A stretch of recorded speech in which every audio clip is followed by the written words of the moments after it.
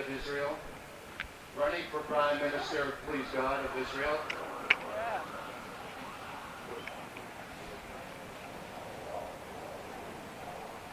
He needs no introduction, but I think we need a few seconds. Rabbi Kahane has been called a prophet.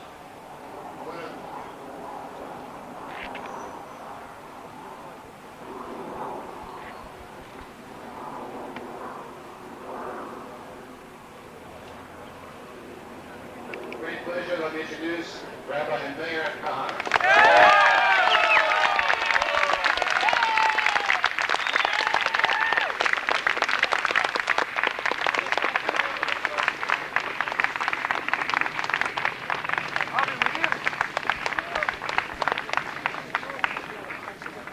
Unlike other rallies that have taken place here in the last week or so, or in New York City, or indeed throughout the world, my major purpose is not to condemn the UN. What is so surprising about the fact that the UN is anti-Israel and anti-Jewish? What is so surprising about that? That they've hated Jews for the last 40 years, that is a surprise to us. That they condemn Israel regularly, that is a surprise to us. So what is this sudden obsession with the UN threatens Israel? The UN doesn't threaten Israel. The UN is dandruff. You brush it away, and that is what...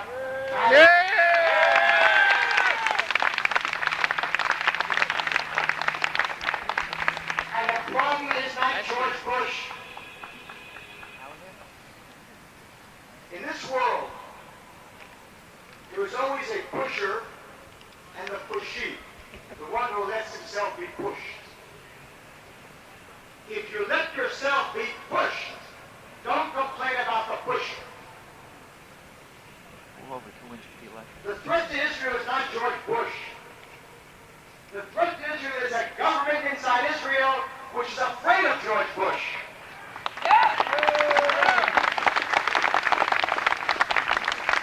The threat to Israel is that of the Jewish people, which is afraid of George Bush and has forgotten that our faith has to be in the burning bush and not in George Bush.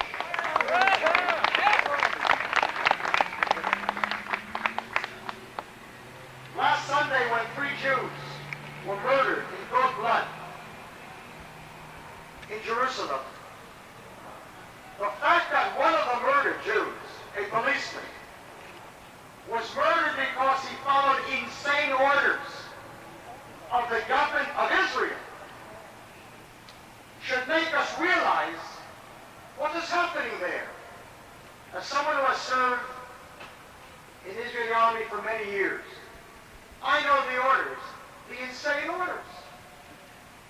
Soldiers are told that if you are attacked by a stone-throwing mob, you must first shout at them to stand back in Arabic. Then if they don't stand back, then you better believe that they will not stand back. You may then shoot in the air.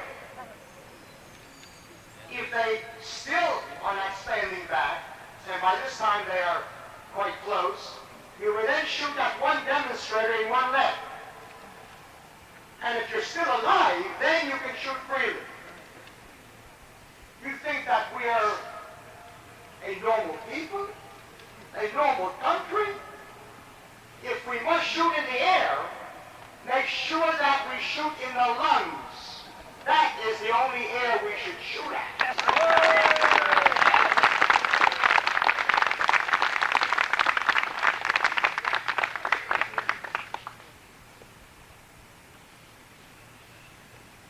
Soldiers today inside Israel are frustrated, are bitter, are angry.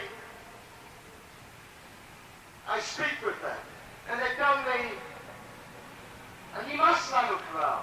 We've had it. Either we're soldiers, or we're not soldiers. If we're not, we don't want to be here. And if we are, let us take care of them." The same Israeli army which in 1967, in 6 days, crushed 4 Arab armies, suddenly 3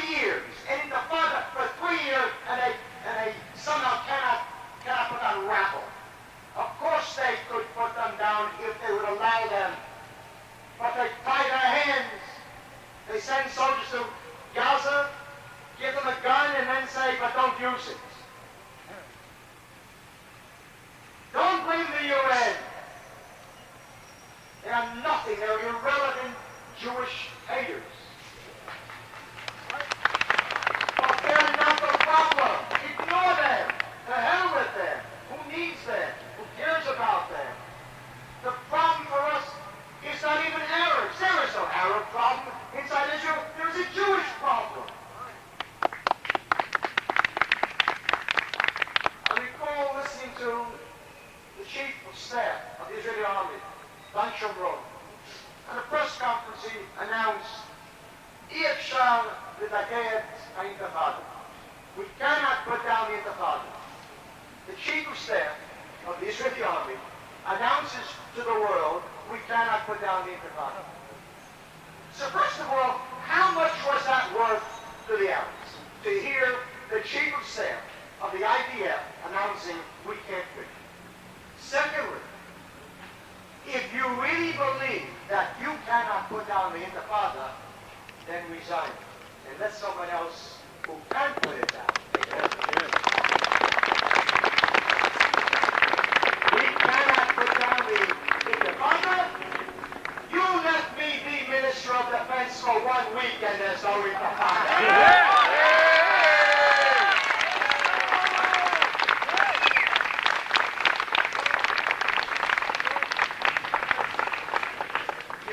Close off the territories for these people, the news media. They are the enemy.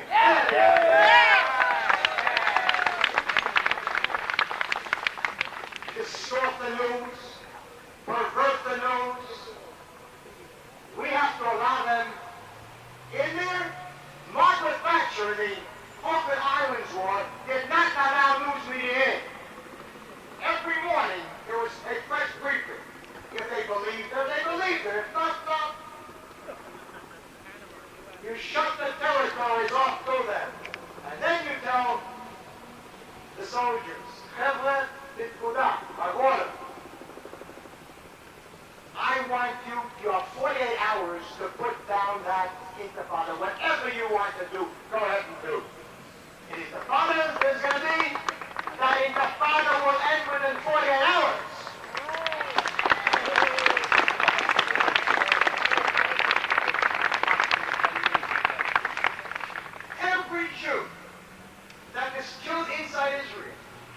Is killed by two people. One, the Arab who killed him or her, and secondly, the Jew who for the last 20 years when I have been crying out, roll them out, roll out the Arabs. And he said, no, that's not no, that isn't nice. And so the Arabs stayed and murdered a Jew. That Jew has on his head the blood of his fellow murdered Jew.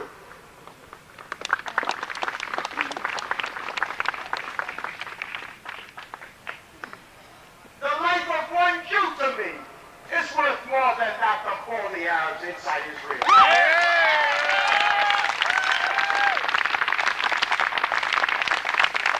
And that is how they speak.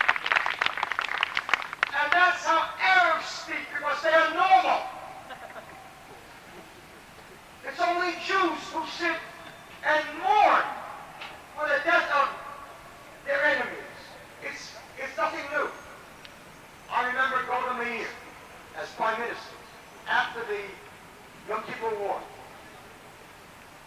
giving birth to what has got to be one of the most asinine and infamous statements of all Jewish time, when she said, I can forgive the Egyptians for killing our soldiers, but I cannot forgive them for making us kill their soldiers. No. I can never forgive any Arab for killing a single Jew, and it is an obligation for every Jew to make sure that no Arab ever does it.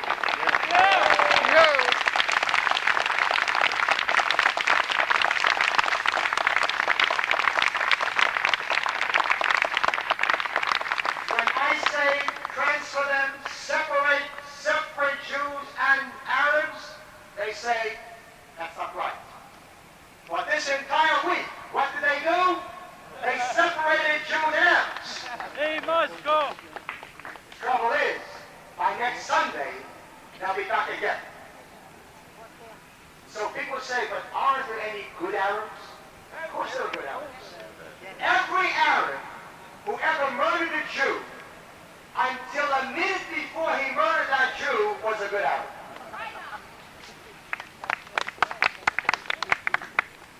When you can tell me how I can discern which Arab will never murder a Jew, we'll let that Arab stay.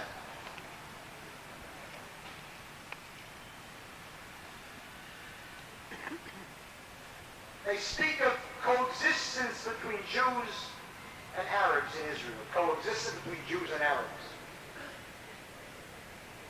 Meanwhile, I'm waiting for coexistence between Arabs and Arabs in Lebanon. What coexists? I am so impressed.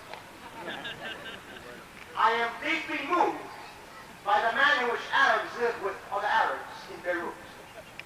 Sunni Muslims, and Shiites, and Druze, and Christians, and Ammon, Hezbollah, everybody kills everybody else, but of course, we shall live with them together because we have so much in common with them.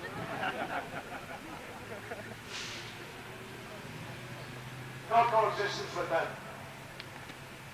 You don't coexist with a cancer. Cancer you cut out, you throw out, and you live. And if you don't, you die. That's the law. That's the physical law of the cancer. They don't want peace, and they have never wanted peace, and never will want peace.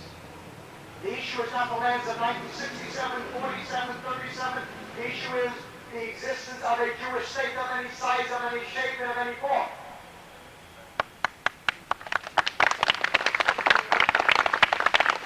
So let us rid ourselves of this incredible guilt.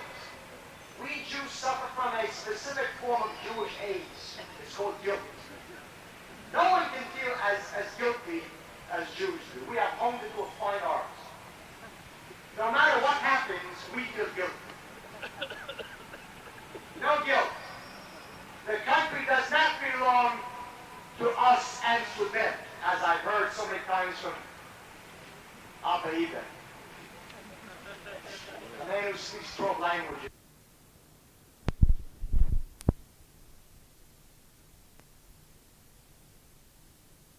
Two weeks ago, we watched as from the Temple Mount, thousands of Arabs, for 15 minutes, unimpeded, through stones and rocks and building blocks, down on the Western Wall. Only a miracle of God made it so that 20 minutes earlier, the plaza was packed with 20,000 Jews.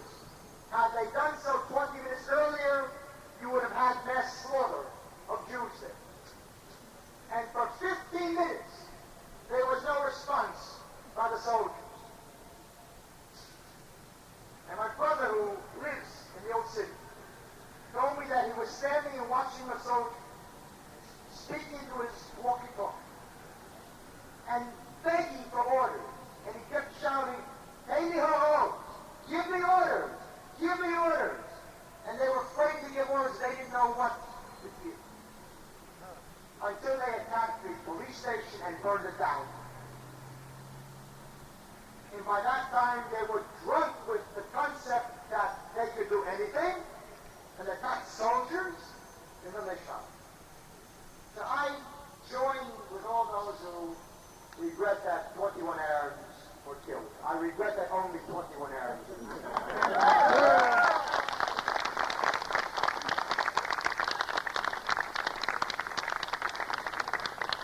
Because I know that we have not seen the end of it. I know we have not seen the end of it yet. And why haven't we seen the end of it yet? This is in his Israeli paper, which appeared 2 days after the incident at the Temple Mount. And the headline was, "Akeva, the slaughter." The slaughter. The slaughter. You think that they will have carried the same headline this coming Friday about the slaughter of the Jews last Sunday in Baka, Yerushalayim? No, that wasn't a slaughter. That was an act of vengeance, probably. We are a disturbed people.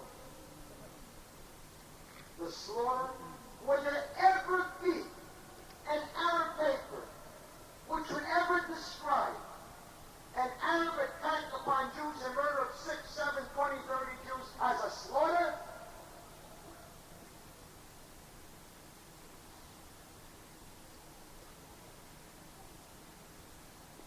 Back in August, two Jewish youngsters, 116 and 117, were murdered in Yerushalayim, in Rabbi, as they were hitchhiking. They were stabbed over 100 times, each of them. Their faces were not recognizable.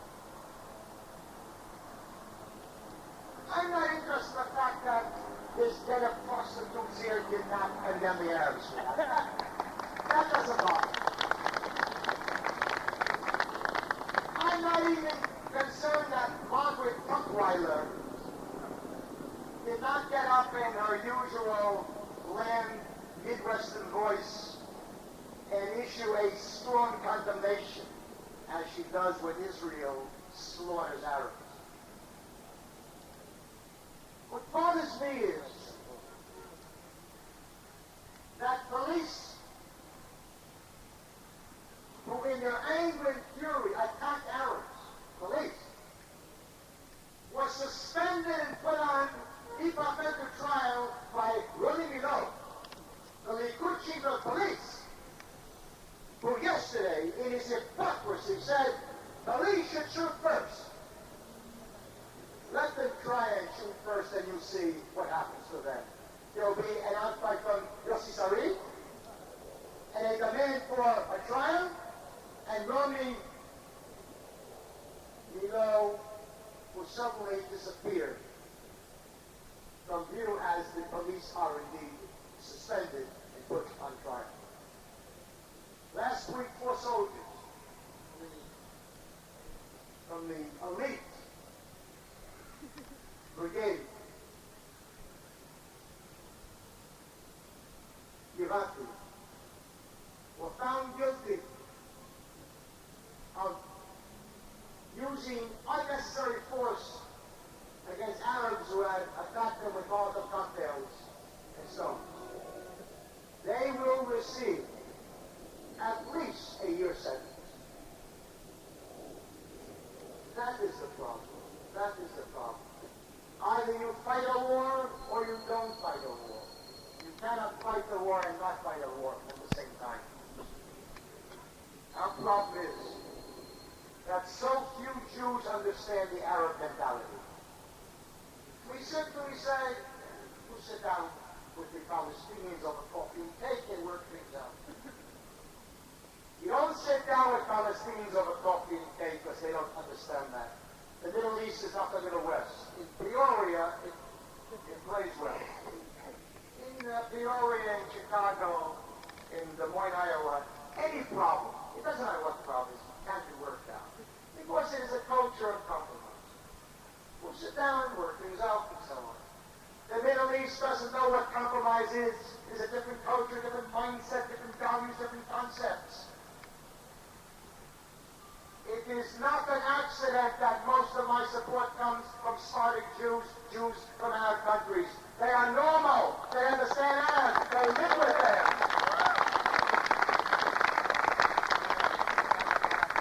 They live with them and they play them. And they never did want to live with them. And they know that in the Middle East is only one thing that matters, and that is strength. That's why Saddam Hussein is a hero. He's a hero to the Arab masses. Because no matter what he does, he is strong. And that is the image that they want. If you're strong, they will hate you, but they'll be afraid of you. If you're weak, finished. You're dead. That is what has to be known.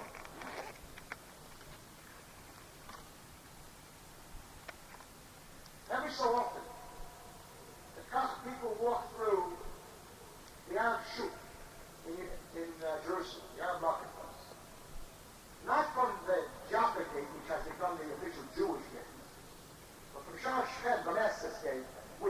Jews are terrified today to walk through. And we walk from Shal Shem, from the Master Gate, to the wall, through the Arab marketplace. And it's like the parting of the Red Sea.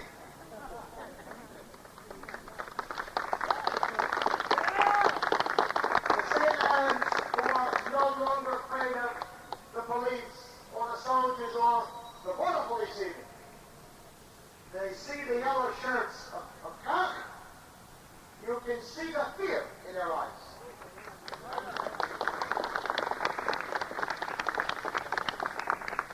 I want an exchange of populations. We took an